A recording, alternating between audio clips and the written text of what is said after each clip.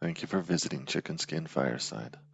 Pull up a camp chair and settle in, and let's listen to stories of the strange, the unknown, and the mysterious things that happen in the North American wilderness. Today's story takes place in the desert on the Navajo Reservation in Arizona. All of her life, Frances has seen things, heard things, and felt them. She was born into a family sensitive to these things, so it was rather normal. In her family, you were considered odd if you didn't experience abnormal things. But of all the things that they've experienced, nothing could have prepared this family for what they encountered on a dark, desolate road in Arizona 20 years ago.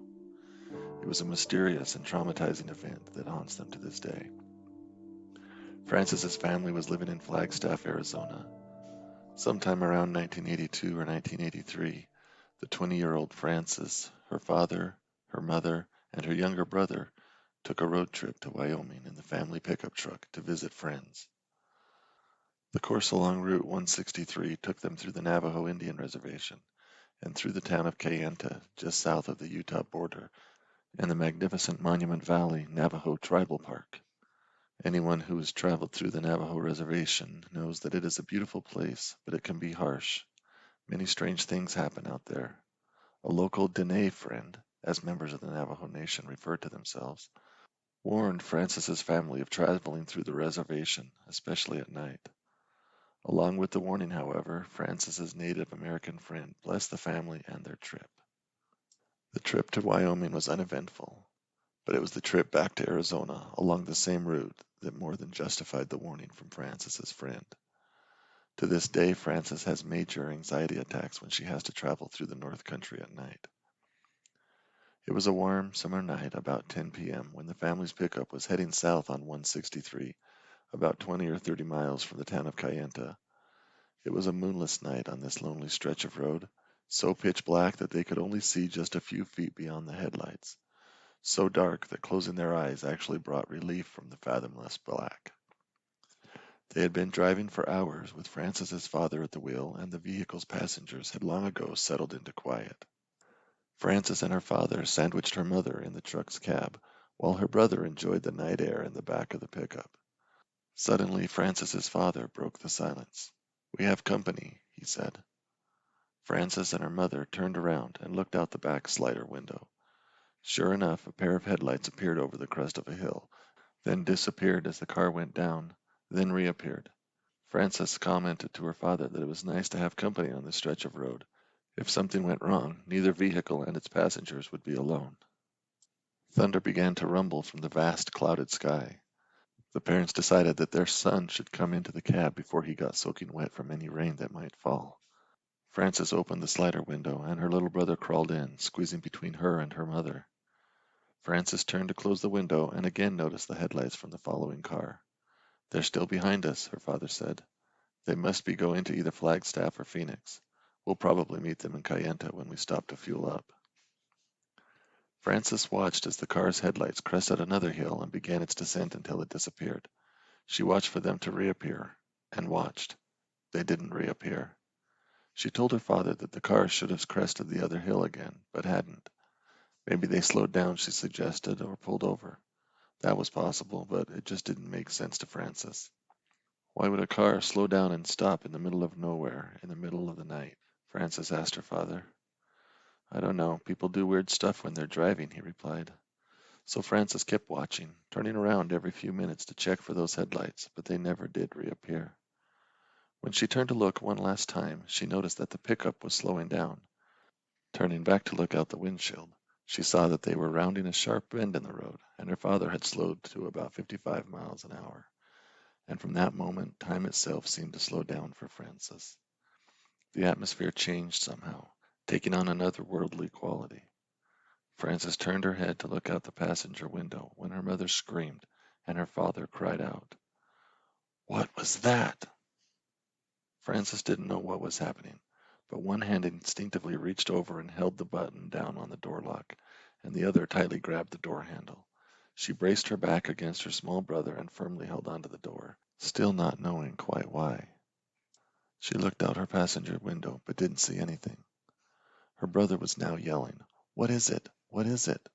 Her father immediately flipped on the interior cab light, and Frances could see that he was petrified. She had never seen her father, a Vietnam vet, that scared in her whole life. Frances's father was as white as a ghost. She could see the hair on the back of his neck standing straight out like a cat's, and so was the hair on his arms. She could even see the goosebumps on his skin. Panic was filling the small cab. Frances's mother was so frightened that she began shouting, and her brother just kept saying, "Oh my, oh my." As the pickup sped around the bend in the road, Frances could see that the shoulder dropped off deeply into a ditch.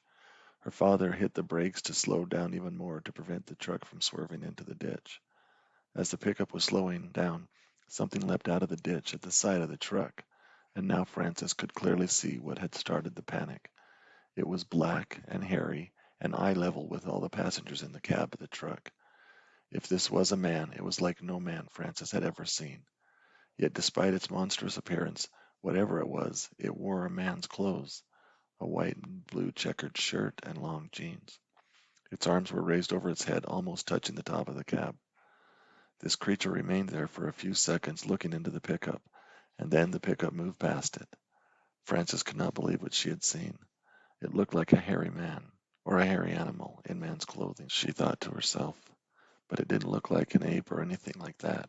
Its eyes were yellow, and its mouth was open. Although time seemed frozen and distorted in this moment of fantastic horror, it was all over within a few minutes. The headlights, her little brother coming into the cab, and the thing. By the time the family reached Kayenta for gas, they had finally calmed down. Frances and her father climbed out of the pickup and checked the side of the truck to see if the creature had done any damage. They were surprised to see that the dust on the side of the truck was undisturbed, and so was the dust on the hood and the roof of the truck. In fact, they found nothing out of the ordinary. No blood, no hair, nothing. The family stretched their legs and rested at Kayenta for about 20 minutes. The car that had been following them never did show up. It's as if it simply vanished. They drove home to Flagstaff with the cab light on and the doors securely locked. This, however, was not the end of the story. A few nights later, around 11 p.m., Frances and her little brother were awakened by the sounds of drumming. They looked out his bedroom window into the backyard, which was surrounded by a fence. At first they saw nothing but the forest beyond the fence. Then the drumming grew louder, and then 3 or 4 men appeared behind the wooden fence. It looked as if they were trying to climb the fence, but couldn't quite manage to bring their legs up high enough and swing over. Unable to get into the yard, the men began to chant. Frances was so scared she slept with her little brother that night. Some time later, Frances sought out her Dene friend, hoping she could offer some explanation for these strange incidents. She told Frances that it was a skinwalker that had tried to attack her family. Skinwalkers are creatures of Navajo legend, witches that can shapeshift into animals. That a skinwalker attacked them was quite unusual, Frances's friend told her, as it had been a long time since she had heard of any activity about skinwalkers, and they normally don't bother non-natives. Frances took her friend back by the fence where she had seen the strange men trying to climb in. The Dene woman considered the scene for a moment, then revealed that 3 or 4 skinwalkers had in fact visited the house. She said that they wanted the family but could not gain access because something was protecting the family. Frances was astonished. Why, she asked, why would the skinwalkers want her family? Your family has a lot of power, the Dene woman said, and they wanted it. Again, she said that skinwalkers don't usually bother non-natives, but she believed that they wanted the family enough to expose themselves. Later that day, she blessed the perimeter of the property, the house, the vehicles, and the family, and they were never bothered again by skinwalkers.